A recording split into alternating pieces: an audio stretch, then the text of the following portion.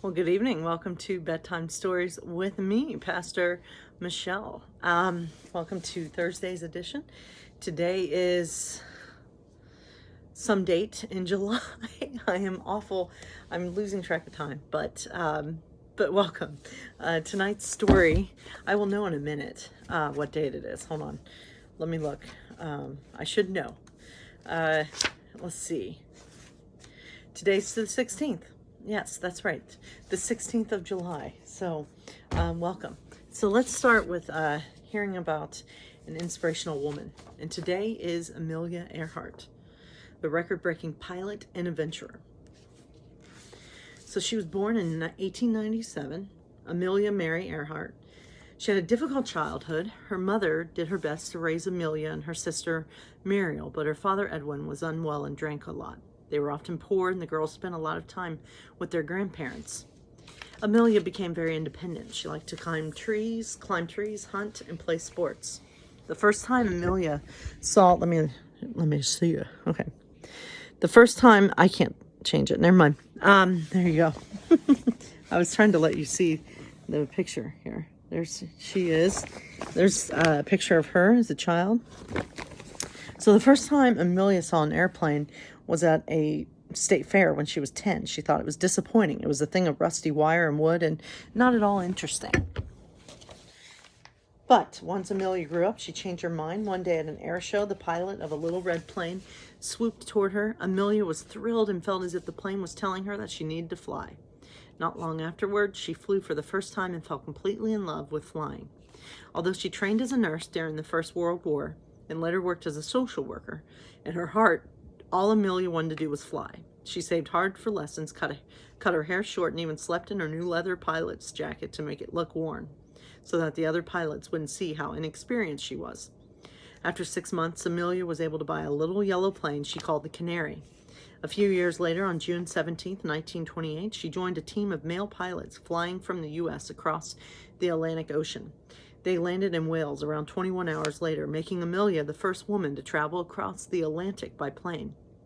Airplanes were a new invention, and they weren't safe. They were slow and loud and dangerous. Earlier that same year, 3 women had died trying to make the same crossing. Amelia's success made her a hero. Soon after, she married George Putnam, a book publisher who supported her love of flying. Amelia and her husband made secret plans for her to become the first woman to fly solo across the Atlantic. Only one man, Charles Lindbergh, had done it before. Flying solo was very hard. There were no computers in planes then, so usually you needed a navigator to guide you, a mechanic to fix things that went wrong, and a co-pilot so you could take breaks to eat and sleep.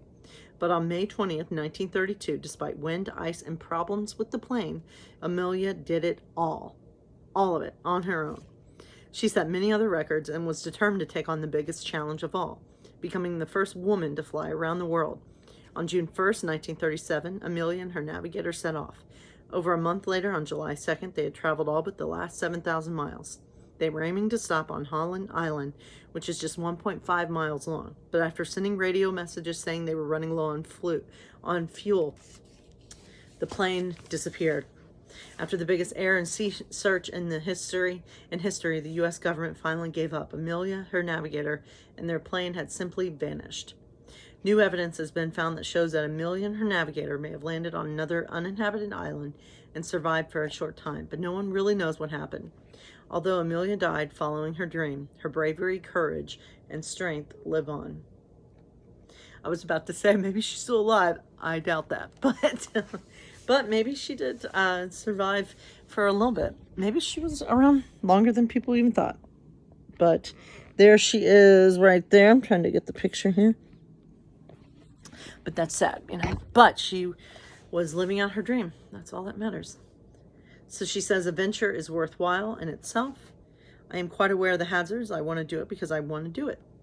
The most difficult thing is the decision to act. The rest is merely tenacity. You can do anything you decide to do. So there you have it, folks. Amelia Earhart, a woman who went after her dream. So tonight's story, moving on to a different subject, we're going to hear a story called Potion Commotion. It's from Emperor's New Groove. Emperor Cusco's royal advisor, Yzma was down in her secret lab mixing potions. She had enlisted her enthusiastic but dim-witted right-hand man, Kronk, to help her in her work. Kronk, I need spider legs, 1 eye of newt, and elderberry juice, and quickly. Kronk hurried across the lab to the cupboard that contained all of Yzma's potion ingredients. Let's see, Kronk said to himself as he pored over the containers. Legs, eye juice, legs, eye juice. He found the legs section. Newt legs, check, Kronk said to himself, confusing Yzma's instructions. Then he found the eyes section. Spider eyes, got it, he said, grabbing the jar. Kronk, shouted Yzma. I said spider legs and eye of newt, not newt legs and eye of spider. And where's the elderberry juice? Hurry, hurry. Kronk hurried back to the cupboard. Spider legs, eye of newt, spider legs, eye of newt, he recited as he went. This time he managed to keep them straight and took down the right containers from the cupboard. But what was that third ingredient? Juice. Berry juice. He found a small vial of blueberry juice and brought everything to Yzma. Not blueberry juice, you numbskull. I said elderberry. Right. He hurried back across the lab and quickly located the juice section. Boysenberry, cranberry. He read, moving alphabetically through the containers. Elderberry, Yzma shouted at him. Get it over here and step on it. Kronk finally located the right bottle. Got it. He rushed it across the lab. Yzma reached out to take the bottle from him, but Kronk didn't hand it to her. Instead, he gently placed the bottle on the floor. Then he lifted his right foot and stomped on it, hard, shattering the bottle and splattering juice everywhere. Kronk! Yzma screamed in surprise. What are you doing? Kronk was confused. I did just what you said. I got the elderberry juice and I stepped on it. Oh, that's a good story. So I do hope all of you are doing okay in the midst of all this. I hope you all stay well and have a blessed night. Be safe, my friends.